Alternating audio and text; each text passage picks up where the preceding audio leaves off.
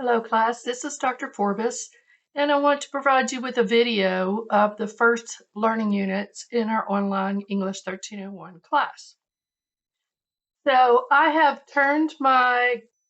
am showing you a copy of our eCampus homepage, and this will list all the classes that you're taking, even if they're online or face-to-face. Here is our class right here. So I'm going to go into our class. And then this is the home page of our class. And the important places that you need to go will be content, activities, grades, and class progress. Those are probably the places that you'll spend the most time as you're completing the assignments in the class.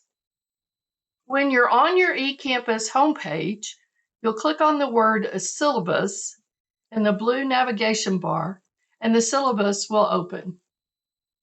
You are welcome to download the syllabus if you want to and keep a copy for yourself. And to do that, you'll go over here to the left-hand side and you will use download. You can also print it if you wanted a printed copy, but you don't need to necessarily do that if you download it. Here's my email address. And sometimes we will be talking on Teams, Microsoft Teams, so we'll be using that as well. Here's the course description, all the course required materials. Here's the grade breakdown. Here's the course schedule. So I'm going to show you a different way to keep up with the course schedule, but this is what is here for right now. Course policies, AI acceptance policy, academic integrity, attendance and late work, and then here are your support contacts and the institutional policies. To navigate around here, you just use the right-hand side menu, and it will navigate you around. Okay, going back to our eCampus class, let's go into content. Content is where everything lives that you're going to be doing in eCampus. The one thing I want to point out is the course schedule. This is really important to you. You don't have to go back to the syllabus every time to see when assignments are due. To see the full schedule for the entire term, you'll click on Full Schedule, and it will give you all the dates where we have something that's due.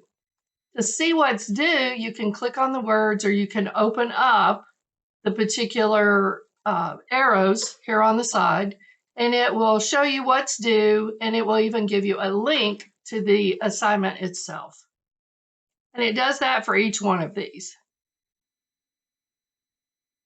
If you sign up for the Brightspace Pulse app, it will give you notifications on the assignments, but it will not notify you about the discussions. So it's important that you make sure that you know when the discussion boards are due. And you can come back to this course schedule at any point in time. Here's the tutoring information that you need to know, and we will be using tutoring this semester.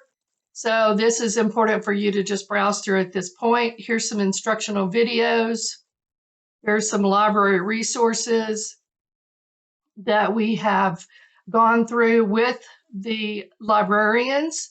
And also here's Tolman's method of argumentation. That will be our last essay that we write. Here's some information about how to format everything in our class using MLA standard formatting guidelines. Here are the course textbooks in our class. This is the Cengage textbook, and this is an OER, which is Open Educational Resources. We'll be using some readings from this book as well. Go through the units in sequential order. So Unit 1 is getting started, and you need to read all of this information here.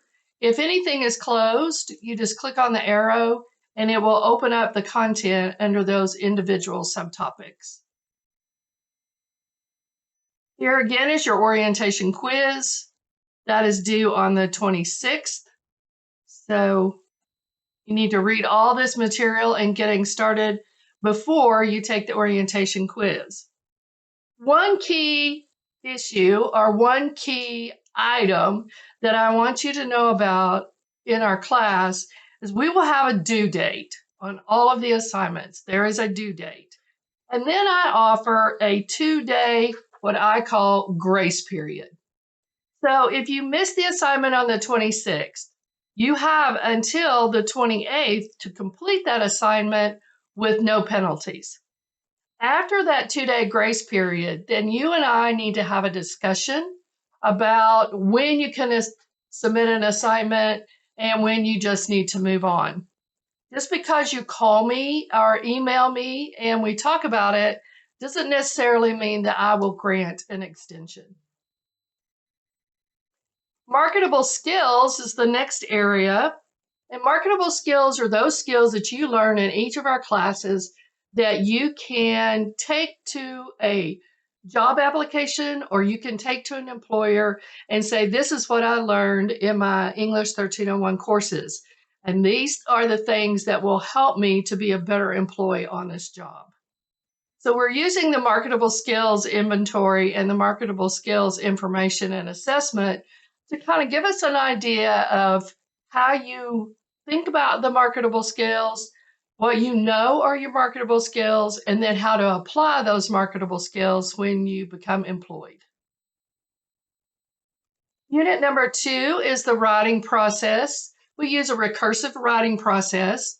And this is an activity where everything is not in a linear fashion, but it's in a recursive fashion. So you might go to step 1, then you might jump to step 3, and then you might go back to step 4.